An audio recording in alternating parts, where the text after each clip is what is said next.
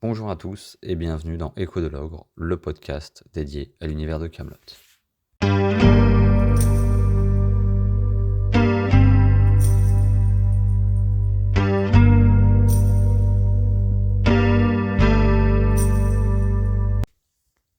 Alors dans cet épisode, on va parler de Camelot deuxième volet, mais l'idée c'est de faire plusieurs petits épisodes un peu plus courts que ce que j'ai fait avant, où simplement on va parler d'idées, de théories, de choses qui pourraient se passer au cours des prochains films, et vraiment sans limite, que ce soit que axé sur le Graal, que sur un personnage, sur sur des événements, peu importe, l'idée c'est vraiment de parler de ce film-là qui va sortir cette année, qu'on attend, j'imagine, tous avec beaucoup d'impatience et surtout où aujourd'hui on en sait très très peu de choses. Alors c'est pour ça que tout d'abord, je vais parler un petit peu de ce qu'on sait de Camelot deuxième volet. Et donc, comme je l'ai dit, pas grand-chose. Alexandre Astier n'a pas donné beaucoup d'informations. Pour le moment, nous avons une date de sortie qui est le 22 octobre 2025, avec donc un film qui aurait pris une centaine de jours de tournage, ce qui est énorme, puisqu'apparemment, je me suis un peu renseigné, un film c'est en moyenne une vingtaine de jours, trentaine de jours. Là, on est sur 100 jours, à peu près 78 acteurs. On a aussi le fait que apparemment le film se déroulerait sur les 4 saisons. Alors, donc ça veut dire que le voyage ou pas de nos personnages se déroulerait déjà sur un an. La question qui se pose, est-ce que c'est un an sur rien que le premier film ou alors sur les deux films réunis, puisqu'il faut le rappeler, on attend 2 films pour la suite. En fait, c'est une trilogie que Alexandre Astier a pensé, qui sera donc inspirée de Star Wars. Ce sont ses mots à lui. Il a pensé cette trilogie comme la prélogie de Star Wars. Donc la prélogie, qu'est-ce que c'est? C'est ce qu'on appelle aujourd'hui Star Wars 4, 5, 6, mais qui sont en fait Un Nouvel Espoir, l'Empire contre-attaque et le Retour du Jedi. Donc lui, il est fan de ça et a essayé de s'inspirer. Donc c'est ce qu'il a dit déjà de nombreuses fois. On a aussi eu une courte interview d'Alexandre Astier dans le magazine Première, sortie, il me semble, à peu près au mois de décembre. Mais c'est très court. Honnêtement, on n'a pas beaucoup d'informations dedans. C'est juste que il nous dit que ça va chauffer pour nos personnages, qu'en effet, il a pensé ça un petit peu comme dans Star Wars. Il me semble que c'est dans cette interview-là qu'il dit ça.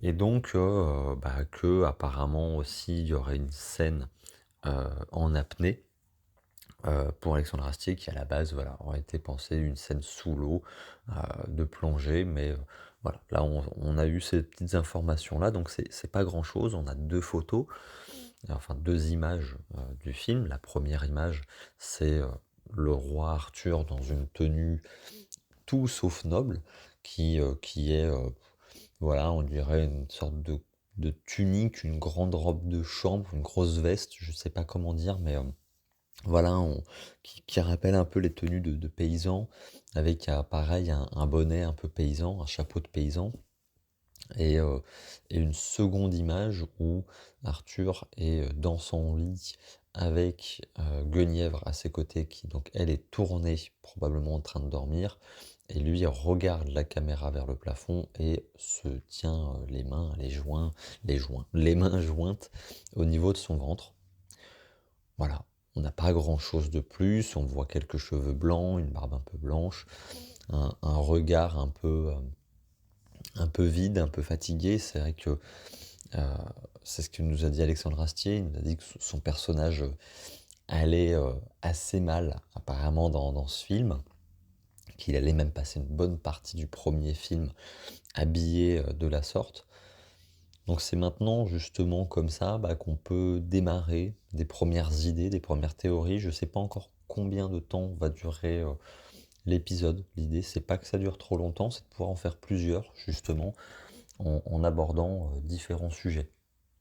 Et donc justement pour commencer un petit peu sur Arthur, ben moi la première question que je me pose, c'est vrai que je me dis que dans le premier film, certes, il vient en aide aux gens du royaume de l'ogre, hein, il enlève Lancelot du pouvoir, il reprend Camelot, mais encore une fois, il n'avait pas envie de faire ça. Il le fait parce que c'est dans sa nature, il aime aider, et c'est ça, il a eu l'âme d'un leader. Mais lui, ça fait 10 ans qu'il ne s'est pas occupé de la quête du Graal. Il a quand même, rappelons-le, abandonné volontairement le trône au cours du livre 5. Donc lui, il revient là-dedans, ça y est, il est reparti, quête du Graal, table ronde, mais il n'a pas envie. Donc ça peut se comprendre qu'il soit pas forcément en forme et qu'il n'ait pas envie de ça. Mais il y a surtout une autre question qui se pose, c'est qu'est-ce qui s'est passé pour lui durant les 10 ans où il a été absent. C'est-à-dire que nous, on a à la fin du livre 6 un Arthur dans la villa Aconia à Rome qui se repose, qui se reprend, qui manie le bâton, et on récupère au début du Camelot premier volet un Arthur esclave. Entre-temps, nous n'avons zéro information sur ce qu'il a fait. Donc là, les théories peuvent voler dans tous les sens, hein. Moi, je pense à pas mal de choses. Je me dis, bah, première chose, est-ce qu'il n'aurait pas essayé d'aller retrouver Aconia? Potentiellement, est-ce qu'il serait pas allé en Macédoine pour éventuellement retrouver Aconia? Est-ce qu'il l'aurait retrouvée potentiellement morte? Est-ce que il aurait vu qu'elle a un enfant, possiblement qui serait de lui? Aurait-il recroisé la route de Méléagant? Je ne pense pas. Mais se cache-t-il de quelque chose d'autre que de Lancelot? Parce que déjà à Rome, il le dit lui-même, quand il parle à Vennec, il dit il faut aller quelque part où il ne peut pas imaginer que vous serez. Il part à ce moment-là à Rome. De toute évidence, il a le monde pour se cacher. Pourquoi aller se mettre comme esclave? Est-ce qu'il y a été volontairement? Je pense que oui, puisque Vennec, encore une fois, ne l'aurait pas trahi. Enfin, ça m'étonnerait très très clairement. Donc lui, ben voilà, qu'est-ce qui s'est passé? Est-ce qu'il aurait vu une vision du Graal? Est-ce qu'il aurait... Voilà, il y a tellement de théories possibles et imaginables. Il y a aussi le fait que il traverse des événements difficiles dans le livre 5. On apprend dans le livre 6 qu'il passe entre 6 mois et 1 an à essayer de se remettre de sa tentative de suicide. Il est potentiellement encore quand même, comment dire, un peu au fond du gouffre. Est-ce que justement lui, qui a suivi toute sa vie les commandements des Romains, les commandements des dieux, de la Dame du Lac, de son mariage, etc., etc., est-ce que, en étant au fin fond du gouffre, il se serait pas simplement dit, j'en ai marre, je confie ma vie à quelqu'un d'autre et je deviens esclave et puis je passe ma vie à faire ça. Aujourd'hui, voilà, on a très très peu d'informations. Peut-être qu'on aura un peu plus d'infos au cours d'une prochaine bande-annonce ou autre. J'essayerai de creuser un petit peu des théories, ce que je peux voir sur Internet. Mais on risque de reparler de ça. Et je pense que le film, ou les films s'arrêteront sur cette partie-là, puisque autant on sait à peu près ce qui s'est passé pour les autres personnages du film, enfin de Camelot pendant 10 ans, pour Arthur, on ne sait pas grand-chose. Donc ça déjà c'est la première chose, hein, c'est le premier grand mystère. Moi je me pose une petite question en parallèle à ça, c'est que dans le livre 6, il écrit ses mémoires aux côtés du père Blaise, et il dit à Guenièvre que ce serait bien que finalement elle lise ses mémoires pour qu'elle puisse comprendre deux, trois choses. Je me dis que ce serait sympa qu'elle les ait lues, qu'elle puisse savoir pourquoi est-ce qu'il ne l'avait jamais touchée, pourquoi est-ce qu'il ne l'aimait pas, bref, sur quoi était monté leur mariage, et puis pour qu'ils puissent éventuellement repartir sur de meilleures bases dans l'avenir, ce serait assez sympa. Maintenant, je vais faire aussi un petit point sur le Graal. Le Graal, dans Kaamelott, à partir du livre 5, on est quand même sacrément à l'arrêt. Je dirais même à partir du livre 4, mais réellement à partir du livre 5, on est complètement à l'arrêt. C'est-à-dire que déjà, si on fait un petit peu le point sur les informations qu'on a dans le Graal, sur le Graal dans Kaamelott, on n'en a pas tant que ça. C'est-à-dire que nos héros se posent la question de sa forme. Qu'est-ce que c'est, hein? Est-ce que c'est une pierre incandescente? Est-ce que c'est un récipient, un vase, une coupe, un bocal à anchois? Voilà, on ne sait pas. Ils se posent pas mal la question, donc déjà on est un petit peu à un état ici où on bouge pas trop. Les quelques infos qu'on a eues, on a eu Bohort qui aurait eu, alors je sais plus ce que c'est. Est-ce que c'est une vision, un rêve, ou est-ce que c'est quelqu'un qui lui dit où chercher le Graal? Et j'ai plus non plus le livre en particulier, mais où il part avec Léodagan et Arthur et se retrouve dans Kaamelott par un passage un petit peu secret où il se dit mais en fait voilà le Graal serait là sur nos terres depuis tout ce temps alors que nous on l'a cherché au bout du monde, et Arthur lui dit au bout du monde vous manquez quand même pas d'air parce que on a tout sauf été chercher au bout du monde.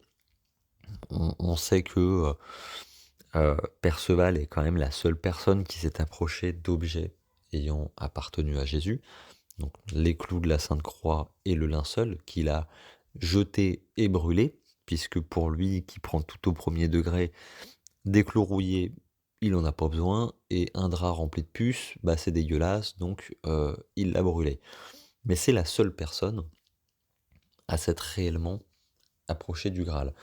Et là, je vais pas trop parler de Perceval. Je ferai vraiment un épisode focus sur lui, mais on sait que dans la légende arthurienne, c'est lui qui trouve le Graal, aux côtés de Bohort, d'une troisième personne dont je n'ai plus le nom, mais on sait que c'est lui qui trouve le Graal.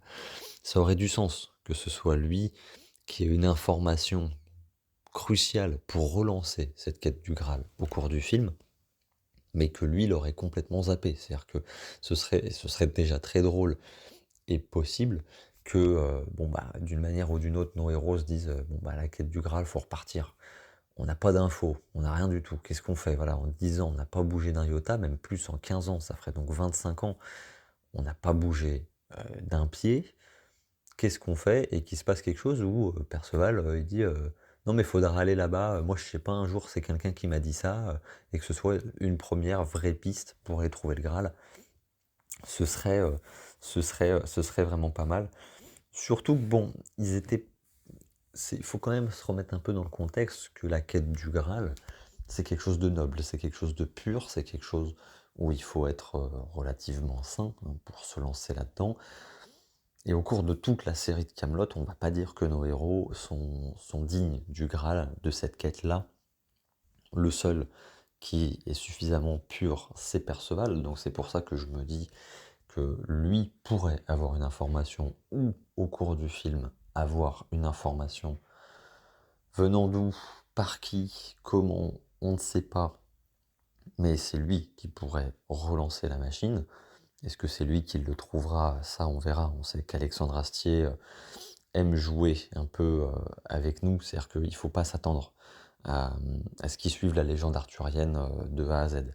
C'est une inspiration. Voilà, Kaamelott, il s'inspire de la légende arthurienne, mais c'est pas voilà, il va pas s'y coller réellement à 100%. Donc cette quête du Graal-là, elle est vraiment en off. Peut-être est-ce que Lancelot aurait aussi avancé de son côté en 10 ans? On ne sait pas. Comme ça, j'ai envie de dire non, parce qu'il aurait passé, je me dis plus qu'il a passé ses 10 ans à chasser les chevaliers de la table ronde, mais peut-être qu'il aurait eu une information, peut-être qu'il aurait cherché un peu de son côté. Donc là, pareil, de nouveau, on ne sait pas, la question se pose de quête du Graal, où est-ce qu'on en est? On est nulle part. La dernière information qu'on ait sur le Graal réellement, enfin, information oui, mes nouvelles qu'on aurait du Graal dans Camelot, c'est à la fin du livre 6, alors que Arthur s'adresse à Perceval. Il lui dit, et là je vais retrouver mes notes parce que je vais être perdu, il lui explique un rêve qu'il fait, où il est dans l'espace, à côté d'un vieux, il me semble barbu, etc. Il décrit un vieux, et qui lui dit, Arthur, tu veux trouver le Graal? Donc bah lui il dit oui, il dit bah on va y aller. Et en fait il se retrouve dans le royaume de l'ogre, sur la route de Camelot. Ils rentrent dans Camelot, ils arrivent devant la salle de bain, donc la salle de bain où Arthur a tenté de mettre fin à ses jours. Lui s'énerverait en disant mais tu te fous de moi, le Graal il est pas à Camelot, il est pas là. Et le vieux lui dirait tous les suicidés sont le Christ et toutes les baignoires sont le Graal. Est-ce que c'est une information comme quoi le Graal serait déjà à Camelot depuis tout ce temps? Est-ce que c'est une information comme quoi le Graal serait dans les murs du château, pas forcément dans le royaume de l'ogre? Est-ce que c'est une indication sur ce qu'est le Graal? Mais déjà pour ça, il faut commencer un petit peu à essayer de décortiquer cette phrase. Qu'est-ce qu'elle est? Qu'est-ce qu'elle veut dire? Lui, il dit à Arthur à ce moment-là, il dit que le Christ, en fait, il aurait à ce moment-là dit vous me faites tout chier. Voilà, concrètement, c'est j'ai fini par mourir. Il a pris les péchés du monde entier, hein, il a absorbé les péchés du monde entier, mais c'est aussi un moyen maintenant de dire vous me faites tout chier. Et en fait, Arthur, il faut se dire que il a passé sa vie à sacrifier sa santé mentale pour améliorer son entourage, sans jamais y arriver, quitte à laisser son amour véritable et son désir d'enfant, hein, à être simplement un être humain lambda. Il a tenté de redresser la barre partout, de chercher le Graal, d'unifier les clans, de mettre tout le monde comme il faut, hein, je veux dire, de fournir les écoles, de limiter la mortalité infantile, d'être le plus noble possible, et il n'y parvient pas. Et est-ce que justement ce geste de tenter de se suicider ne serait pas le moyen, déjà, premièrement, comme il dit, de faire culpabiliser tout le monde, de dire voilà ce que vous avez fait, mais un peu une manière de, de se sacrifier à la manière du Christ pour racheter les péchés de l'humanité. Mais là, ce serait pour racheter les péchés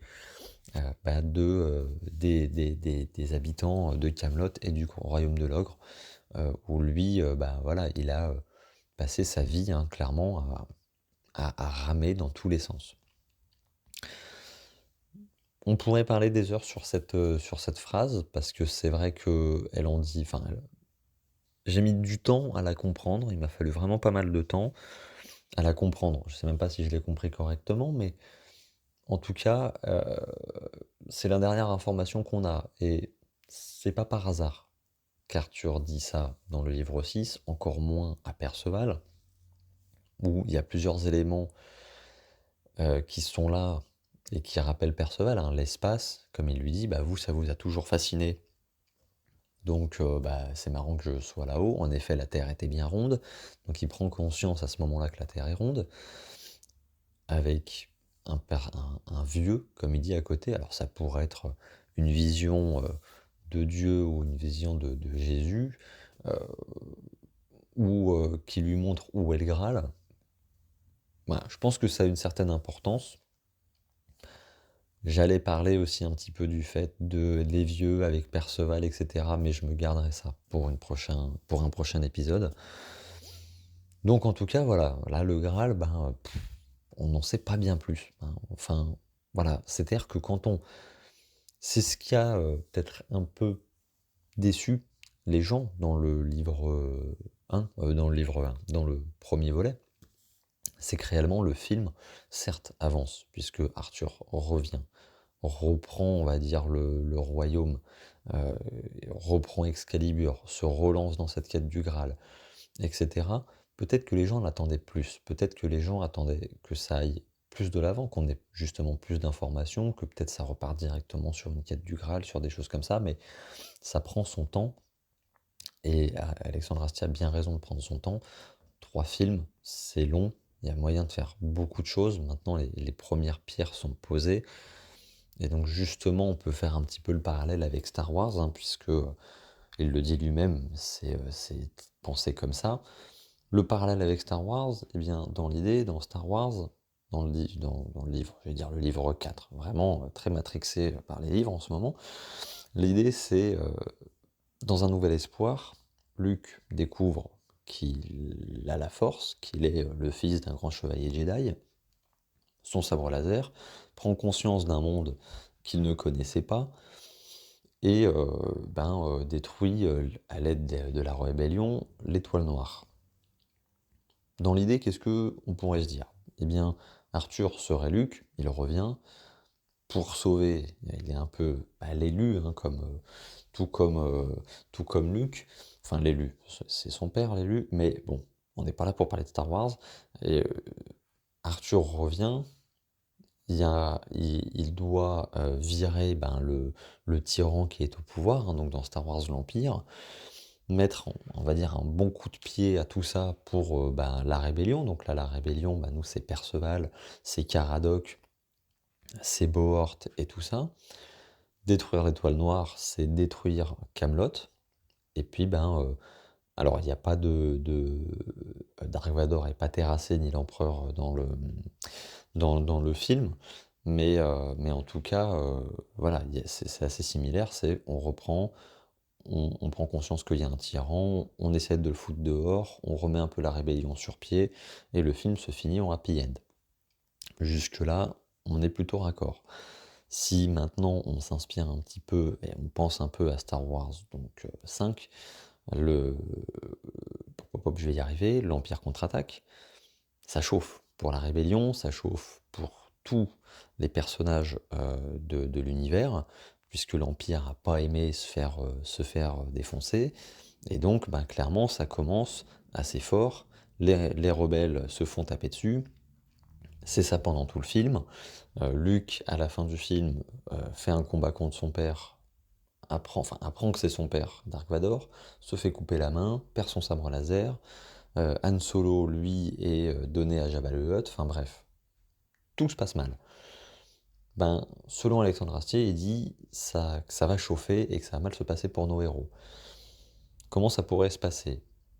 On va se dire que Lancelot a pas aimé perdre le pouvoir, a pas aimé que potentiellement Guenièvre soit libéré, retourne, même s'il n'a jamais vraiment été avec lui à ce moment-là, avec, avec Arthur, que en plus Arthur le batte en 1 contre 1, lui qui se pensait si fort. Donc, il pourrait revenir plus fort. Comment est-ce qu'il pourrait revenir plus fort? Eh bien, à la fin du premier film, il retourne dans le château du roi Ban, son père, et on voit un fantôme, le fantôme de son père.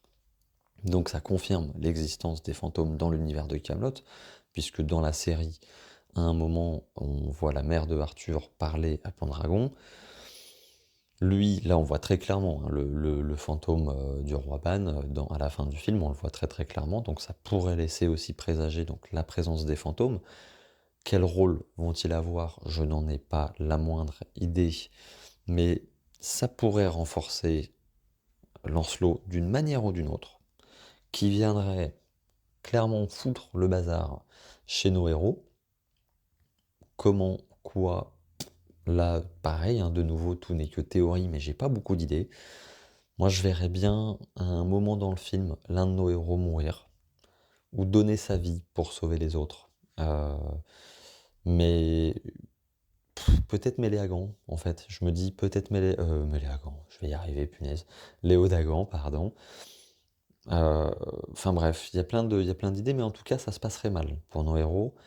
Quelque chose, soit qui se passerait mal à la fin pour s'arrêter sur un peu un cliffhanger de ok, là pendant tout le film il s'est passé plein de trucs et en plus à la fin il se passe vraiment un événement high level, soit c'est au début du film pour relancer justement cette quête du Graal et pousser nos héros un petit peu à bouger. Là, si on part après sur le retour du Jedi, globalement, Luke vient sauver ses amis, relancent les choses avec la rébellion, et puis ont un plan pour détruire l'Empire une bonne fois pour toutes. Donc là, ce serait battre Lancelot une bonne fois pour toutes et potentiellement trouver le Graal. Mais ça c'est pour le film d'après. Mais dans l'idée, voilà, si on s'inspire un petit peu sur ces choses-là, le film se passerait pas comme on peut l'imaginer, où il se relancerait tout de suite dans la quête du Graal, tout va bien, Camelot est un petit peu reconstruit. Non, je pense que c'est un film où ça va ramer. Je pense que c'est un film où Arthur est pas en forme, où je pense que il va falloir qu'il y ait un événement pour les relancer, un événement fort, que Lancelot va être plus fort que jamais, surtout si peut-être qu'il va développer, voilà, on sait que la magie existe, que toutes ces choses-là, donc peut-être que grâce à l'aide du fantôme de son père, il va développer certaines forces. Enfin bref, il y a plein de possibilités. Ça part un peu dans tous les sens, je vous l'avais dit. C'est vrai que on a tellement peu d'informations que tout n'est que supposition, tout n'est que théorie. En tout cas, moi j'attends énormément le film. Je me fais pas d'attente. Je me fais pas d'attente dessus parce que c'est le meilleur moyen d'être déçu, et surtout parce qu'on je me dis pas ah Alexandre Astier a pensé ça pensé ça comme ça. Non. Je veux me laisser surprendre par le film. Déjà, les premières bandes annonces nous donneront pas mal d'informations, je pense. Donc quand elles sortiront, pareil, je ferai des émissions où on en parlera. Mais là, l'idée, c'est d'avoir un petit peu ces épisodes, pas hors série, mais une série à part, des moments où on parle des livres, de tout ce qui s'est passé pendant la série et pendant le premier film. C'est vraiment simplement une série où, voilà, on y va, on peut donner tous nos avis. Je pense que je ferai prochainement un épisode accompagné d'une deuxième personne pour justement qu'on parle un petit peu de la suite des événements ensemble, et que on puisse voilà débattre un peu, faire des théories ensemble. N'hésitez pas sur Instagram, sur YouTube, à échanger avec moi, laisser un commentaire, donner vos théories, vos idées, ce que vous aimeriez peut-être voir, comment vous voyez les choses. Ça peut que alimenter justement des prochaines émissions, où peut-être que je reprendrai ce que vous avez dit pour voilà, faire un peu plus de contenu. L'idée c'est que ce soit ouvert, hein. Il n'y a pas que moi. C'est vrai que pour le moment je suis tout seul à faire les émissions. Quand on sera deux, déjà ça alimentera un peu plus. Mais si en plus voilà, vous participez comme vous l'avez déjà fait pour certains, ou vous m'avez donné votre avis sur la série, ce que vous aimiez, etc. Eh bien là voilà, je vous encourage à le faire, échanger, parler avec moi des prochains films, enfin du prochain film déjà. Et n'hésitez pas encore une fois bien à vous abonner, à me suivre sur Instagram. J'essaie d'être un peu actif. Alors ces derniers temps c'est un petit peu compliqué, j'ai du mal à produire des shorts, etc. Je manque un petit peu de temps, et surtout que je sors du coup cet épisode un petit peu plus tard. Je le sors un mercredi au lieu du dimanche, donc comme je vous l'ai dit, voilà, j'ai manqué un petit peu de temps ces derniers temps, mais je m'y tiens quand même. Voilà, un épisode toutes les 2 semaines, 2 semaines et demie. De toute façon, je vous tiens au courant si jamais il y a quoi que ce soit et que je décale la sortie d'un épisode. J'espère que cet épisode-là vous a plu. J'espère que l'idée de cette série vous plaît. C'est un peu moins préparé. C'est préparé, hein, j'ai mes notes, etc. Mais l'idée, voilà, c'est de pouvoir aussi un peu faire ça dans un cadre un petit peu plus tranquille, et simplement parler voilà, de la suite. Sur ce, je vous souhaite une bonne journée, une bonne soirée, une bonne nuit, et je vous dis à très vite dans un prochain épisode. C'était Lucas de Echo de l'Ogre. Bye!